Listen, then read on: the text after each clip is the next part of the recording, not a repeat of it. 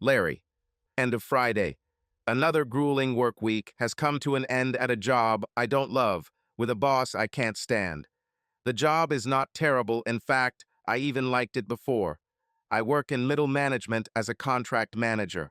I mainly review contracts and purchase requisitions for various projects. I have my own office and personal secretary. Susan is pleasant to look at and very pleasant to talk to. But my new boss, Steve, is making work a nightmare. He constantly pushes me. Faster, more contracts, make me look better. He is 18 years younger than me, and he took the position that I thought should have gone to me. This guy is a real bastard and constantly flirts with Susan and other women at work. This bastard even flirted with my wife Karen when he saw her a couple of times. At the meeting they had when he first transferred here, I'm pretty sure I noticed how much he let loose when they first met. He even made a rude remark when she brought me lunch one day. Something like, "I wouldn't need you to bring me lunch. If you were my wife, you would be your own lunch." All the women at work seem to be crazy about him. 31 years old, fit. Looks like he works out every day. They say he's already dated half the single women here and even a few married ones. But enough about this idiot. Today is Friday. I'll be home soon and have a nice evening with Karen. I've been lucky in life.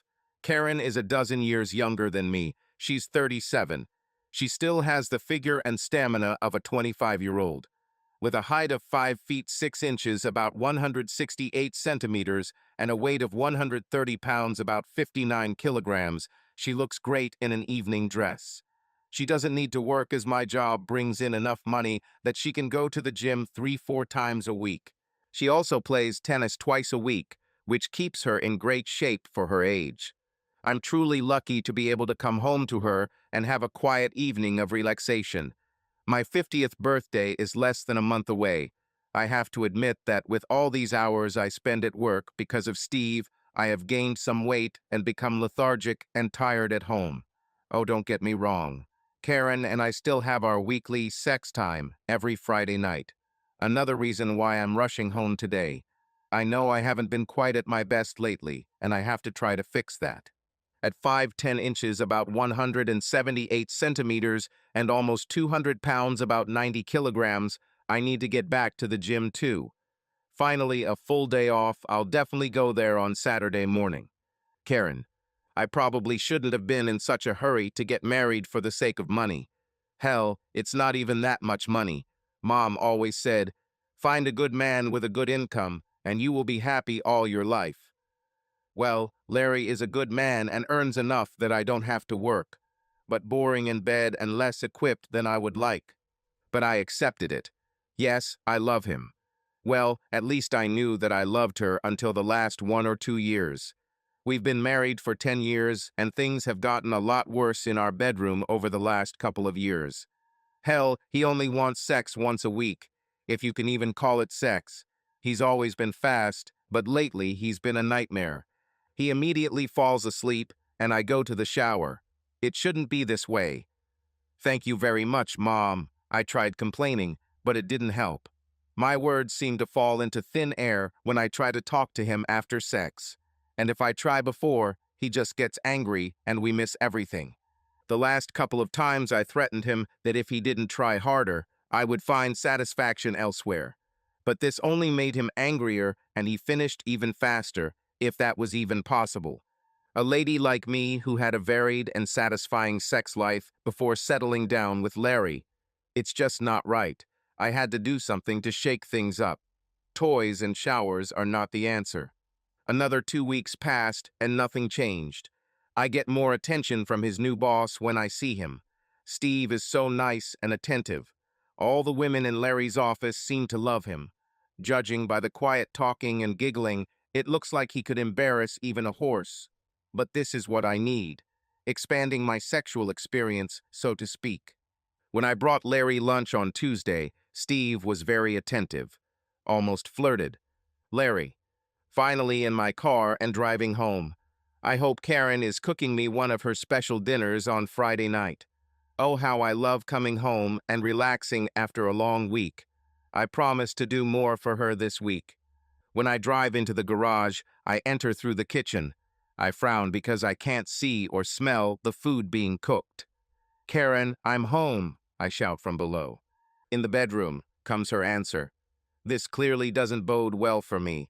A delicious dinner and a basketball game on TV seemed ideal when I left work. Don't tell me we have to go somewhere for dinner, I complain, walking up the stairs. You know how much I love my Friday routine, a quiet dinner, some TV, and then our sex time. Karen winces at the words, time for sex. When it was for me, she mused as I walked into the room. Karen applies makeup in her sexy lilac lace set. Her playful black dress is laid out on the bed. I only saw her in that dress once, and she changed before we even left the house. Then she said that it was too revealing for public places. I remark with irritation, don't tell me that I need to dress up too. You know how tired I am after working all week. Can't we just stay home and order something? You can, she replies. I have a date. The sight of her 34C breasts pushed up in her lace bra and her tight ass barely covered by her thong almost makes me want sexy time right now. Date? What do you mean? You didn't say anything about the bachelorette party. It won't be a bachelorette party, Larry, she replies calmly. You've ignored me for too long or haven't satisfied me enough. I tried to warn you what would happen. Apparently you thought I was bluffing. Well, as you can see, I wasn't bluffing. Karen, what do you mean? We're married. You can't go on dates. What's happening? Yes, she complained. She even made threats, but I never thought she was serious. Sorry, Karen. I promise I will try harder. I was just thinking about this on the way home. She replies, too late and not enough. I have already made my decision. She pulls on her dress, which barely covers her curves and which covers her butt even less. She can barely bend over without showing too much. Karen, this dress is too revealing. You said so yourself, I protest. And today is Friday. This is our evening together. Well, Larry, you'll have to wait until I get home. Or maybe, God forbid, you want to have sex on another day of the week. I can feel the complete irritation in her voice. She puts on more perfume and lipstick than I'm used to seeing, and I beg again, please, honey, I'll try, I promise. I'll even make you what you like best before you start with me, so you will definitely be satisfied. She looks so damn sexy in this dress that I'm ready to take her right here and now. I reach out to touch her. Not now, Larry. I don't want to ruin my makeup before Steve comes to pick me up. Steve, I mentally go into shock. The only Steve I know is my mean boss. Steve? Which Steve? Where did you meet him, and why did you agree to go with him? Your boss, Steve, is stupid. I won't go with just anyone. She makes final adjustments in front of the mirror and heads towards the stairs. Karen, I forbid this. You know how much I hate that bastard. All the more worth it to be more friendly with him, she giggles. Who knows, if we get along, maybe he'll be nicer to you at work. Following her up the stairs like a puppy, I begged, please, Karen, anyone but him. I don't want you to date any other man, especially not Steve. I'm already halfway down the stairs and Karen is on the bottom landing. It's just a friendly date, Larry. I know how to behave like a lady. She goes down the last 3 steps, and I'm already on the landing. Please, can't you at least do something about this before you go? I say, almost whining, when suddenly there is a loud knock on the door. Laughing to herself, she replies, Honey, I don't have time for this right now. She opens the front door and Steve is standing there, looking smug and looking Karen up and down like a prime piece of meat. He leans over and kisses Karen on the cheek, then, looking at me standing there with my mouth open and my fly open, he exclaims, Go to bed early, Larry. I forgot to say that I need you to be in the office tomorrow morning by 6:30 for inventory. I saw open contempt in his gaze when he told me this. And don't worry, I'll put Karen to bed early today. His hint infuriated me, and Karen playfully slapped him on the arm and said, You're so restless. You need an eye and an eye. Looking at me, she added, Button up, honey. We'll talk when I get back. Or in the morning. Don't wait for me. And they walked out the door. I didn't even bother zipping it up. I hurried to the window to see what was happening. He has an old Cadillac parked in his driveway. What kind of man parks in someone else's driveway? Opening the car door for her, he placed his hand on her thigh to help her into the car. I see her short dress right up her leg as she sits down. Sitting behind the wheel, I saw how he pulled her onto the bench and quickly kissed her on the lips. Karen didn't mind, so I rushed to the phone to text her. Karen, that's enough. You've already made your point. Please come home. I promise not to be angry. As Steve's car pulled out of the driveway and headed down the street, she replied, Larry, I'm going to see this through. I need a night where I feel wanted. I've asked you too many times. We'll talk about this tomorrow. She looked at him in fascination until her phone rang again, notifying her of a new message. Please promise me at least that you won't let him take you to that country club. I've heard it's just a den of depravity. Her gaze, breaking through this spell, was slightly annoyed, and she quickly wrote back, Enough. Don't make me turn off my phone. I don't know where he'll take me for dinner. Don't make me throw that thing out the window, Steve grumbled, clearly fed up with these interruptions. Sorry. If he calls again, I said I would turn off the phone. She asked, Where are we going tonight, Steve? I thought I'd show you what life is like at a country club, he replied. Someday Larry might even get a membership, and then you can show him how things work. Karen shuddered slightly, knowing that this was exactly the place Larry had categorically asked her not to go. He parked in the very center, in the front space, and pulled her towards him for a kiss. Steve broke the kiss and jumped out of the car like a cat. At the same moment, a young employee approached the car to open the door for Karen. She realized that her dress was bunched up and that her left breast was half exposed in front of the young man. Blushing, she quickly tucked her breasts back into her dress and adjusted the hem until it was a reasonable length again. Getting out of the car, she met Steve, who was standing at the entrance to the club. Steve put his arm around her waist and led her to the entrance. Karen felt excited and in high spirits. This is exactly what she needed. She planned to spend a pleasant, slightly flirtatious evening with a young, attractive, and desirable man, and then return home to Larry and mend their relationship. It was a win-win for everyone, she told herself. Larry is angry and upset now, but when he sees the result, he will have to understand that this was necessary. As they entered the club, Karen looked around. Everything looked like it should be in a country club. There were tables and chairs in the room. Some were occupied, others were empty. Along the entire right side, there was a long bar counter with chairs and customers. Steve, still holding her by the waist, led her to the bar. The bartender handed him a glass of 18-year-old scotch, served without ice, as Steve approached. Steve looked at Karen and asked, What do you want, honey? Maybe sex on the beach? Karen blushed at his suggestions. She had heard about such drinks, but did not really know what they consisted of. Just white wine, please, she replied, knowing she was quickly getting tipsy from the alcohol. The bartender was already halfway through her drink when she finished ordering. It was nice to be around someone who was clearly respected here. After sitting for a while and taking a second glass of wine, Steve asked her, Would you like to walk around the club? She accepted the offered wine. Sure, I think it'll be interesting, she replied, taking a small sip. Meanwhile, Larry, staying at home, made himself a plate of leftover food, but discovered that he had no appetite.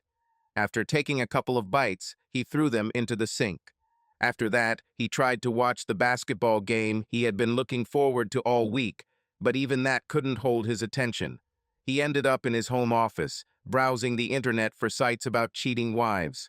Larry was overwhelmed by the number of such sites, moving from one to another, and gradually began to feel excited.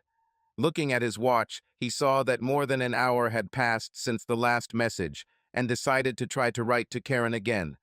Don't be mad, I just want to make sure you're okay and where you are now.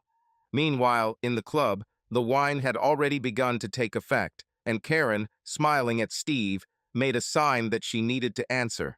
It's okay, honey. Steve behaves like a true gentleman. We really came to a country club, but it's very nice here. He's going to show me everything. I'll let you know what time I'll be back soon. Don't worry, your wife is behaving well. Larry felt some relief, although he was still angry that she had gone to the very place he asked her not to go. He returned to reading. Meanwhile, Steve led her from the main hall into a long corridor. As they entered the hallway, Karen noticed a passage on the left.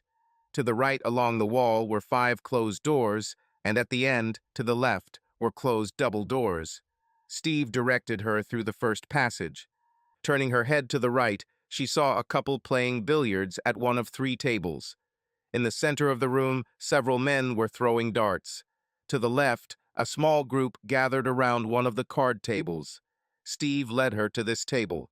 As they approached, the crowd parted and Karen saw 4 men sitting at a table playing cards. Next to each of them stood a woman in varying states of undress. The first woman was wearing a bra and panties. The second is topless, in a skirt and heels. The third one seemed to be only without shoes. The fourth, whom Karen recognized as Susan, Larry's secretary, was completely naked. Karen gasped when their eyes met. Susan has been Larry's secretary for the past 5 years. She visited their home for dinner more than once. Now she stood completely naked next to a man whom Karen knew he was far from her regular boyfriend. Karen was much more embarrassed by the situation than Susan. She took a long sip of the wine the waiter had just served her, replacing the empty glass. Steve nodded, and the waiter pulled out the 5th chair at the table for him. The rules of the game are simple. The worst hand loses an item of clothing on its companion, he said casually as the cards began to be dealt. Karen looked at what was happening in shock. Is he really serious and wants her to take off her clothes in this game? When new cards were dealt in a 5-card game, the first player revealed a pair of 8s. The second showed 3 kings. The third player only had an ace-high card, and the fourth player played a small straight. Karen shuddered when Steve revealed his pair of deuces, almost losing. The woman, still dressed, took off her skirt. Steve continued to explain the rules. Each team can only lose once after the last item of clothing remains on its lady. The cards were dealt again, and the same team lost again. This time, the woman took off her blouse and was left in her bra and panties. The third round was unsuccessful for Steve. He lost. All eyes turned to Karen now. It was her turn to take off her clothes. The rules say that as soon as a team sits down at the table, it must play out the rest of the game. However, I have special privileges as I am the president of the club. You have to take something off, honey, he said in a voice that allowed no argument. But we can leave as soon as you want to continue the tour. Karen took off her heels and said, "Yes, please, I'd like to leave." All she had left was a short black dress with lace lingerie underneath. She certainly did not want to take risks in a game where chance could leave her almost naked, although the very thought of it excited her and caused her to become more and more excited. As she turned to leave, Steve took her hand and stopped her. "Looks like the next giveaway has already started, honey," he said. "Although we can leave while others are obliged to finish the game, it would be rude to leave in the middle of a round."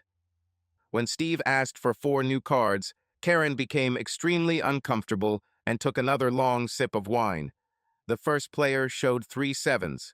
The second is 2 pairs. Steve was the third to show his cards. He had a jack, a 9, an 8, a 4, and a 2 in his hands, a terrible hand. Karen felt a cold sweat, wondering if she could take off her bra without taking off her dress, or if she would have to walk around the building in her underwear. Although the thought of this excited her to the point of trembling, she was still not ready for this, even despite the wine. The fourth player showed a pair of queens, leaving only one hope. He quickly revealed his first 4 cards, 6, 7, 8, 9. He asked for 1 new card, but hasn't looked at it yet. The only way he could lose was if he drew a deuce, 3 or 4. Any other card in the deck would have meant Steve ending up with the lowest hand. There were already 2 twos, 1 3, and 3 4s open on the table. This left only 6 chances in the deck, and who knows how many of those cards were discarded when dealt. The odds were bad. As the player's girlfriend looked at the cards in her bra and panties, he turned over the last card with a loud click. It turned out to be the final four, and Steve didn't lose. Karen quickly grabbed Steve's arm and pulled him away from the table before the next cards could be dealt, to the laughter of the crowd as the other woman took off her clothes, revealing a magnificent pair of breasts that had clearly been done by a plastic surgeon. Karen hurriedly led Steve to the exit, and he stopped and turned to Susan. "It looks like your date is not lucky today, Susan. You know what will happen if he loses a couple more times." And with that, they walked out into the corridor, stopping in front of the first door on the right. "What will happen to her if he loses again?" Karen asked curiously. Steve pulled her into a kiss.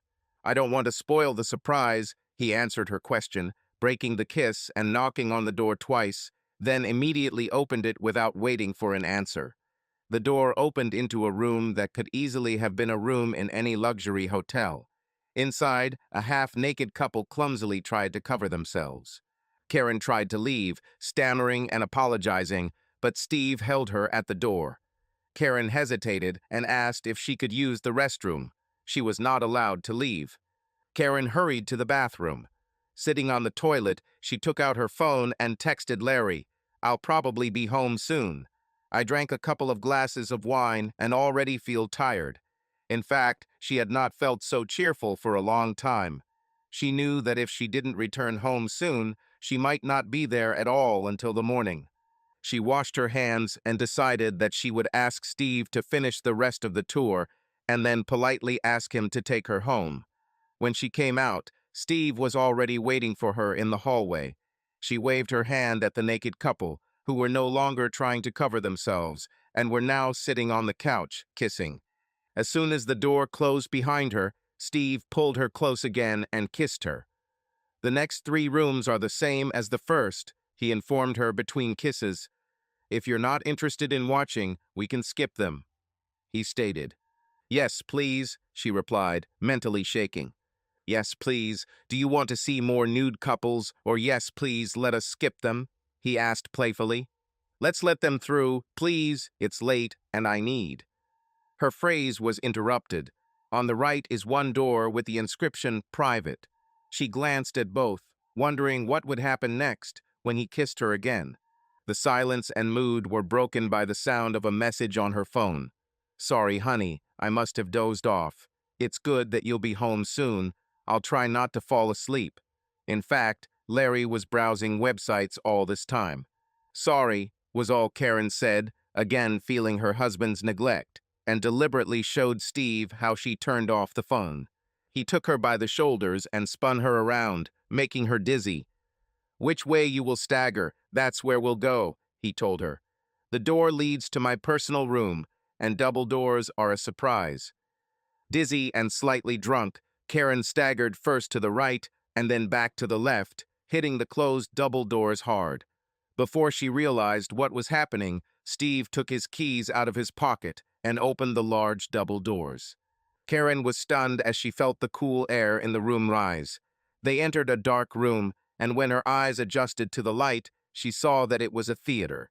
Stadium seats and a dimly lit stage. At the center of the stage was a large king-size bed. There was also a large cross on the stage with shackles at each end. Various benches, chairs, and sexual devices decorated the stage. Karen gasped and looked at Steve with an expression of 25% fear and 75% desire. "What is this place?" she asked, almost afraid to hear his answer. "Well, let's put it this way. If Susan's date has lost another hand since we left the card game, your husband's secretary will be tonight's midnight entertainment." Karen gasped again and stepped forward to take a closer look. She didn't know what time it was or how long they had been here. In fact, it was a little after 11 o'clock. He told her that there was only an hour left before the show.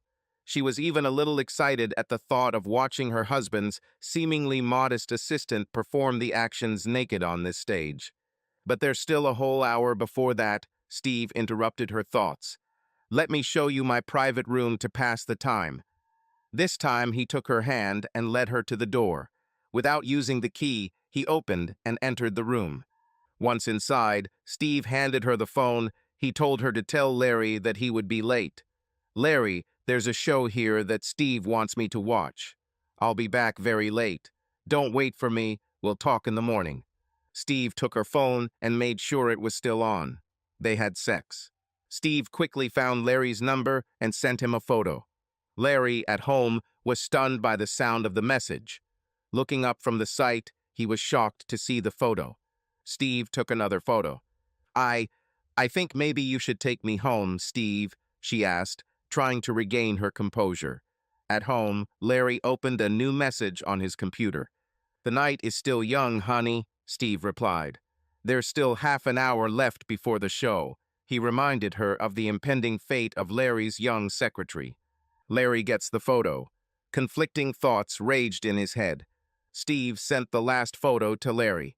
He gathered up her dress and bra and led her out of the room before she could fully recover. The assistant stopped at the door and handed her the panties, helping her stay on her feet as she put them on. A crowd of people was already gathering in the auditorium across the corridor. Karen reached for her dress to wear before the show, but the assistant was already leading her back to the main room.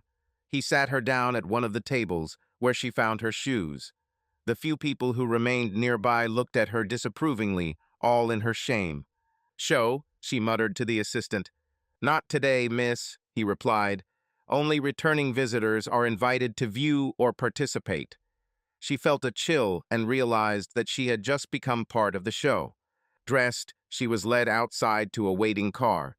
This was the same young man who helped her out of the car at the beginning of the evening. Now she was much more ashamed. She drove in the car in silence, lost in her thoughts. The feeling of guilt gradually began to creep in. For the first time in 10 years of marriage, she cheated on her husband. He didn't even say goodbye and sent her home with a simple club employee. She decided to sleep in the guest room that night and apologized to Larry in the morning. And more than anything, she wanted a hot, soothing shower to wash away her misdeeds. The assistant pulled into their driveway, but this time he didn't even try to help her out of the car or into the house. "Steve is a bastard," she thought to herself, realizing that this entire evening had been planned for such an ending. She walked carefully to the front door, shoes in hand, trying not to wake Larry. A warm shower and good sleep should have helped her put her thoughts in order and deal with the consequences of her actions. The house was dark, and she was relieved to see this. She put her purse down and headed down the hall to the guest bathroom.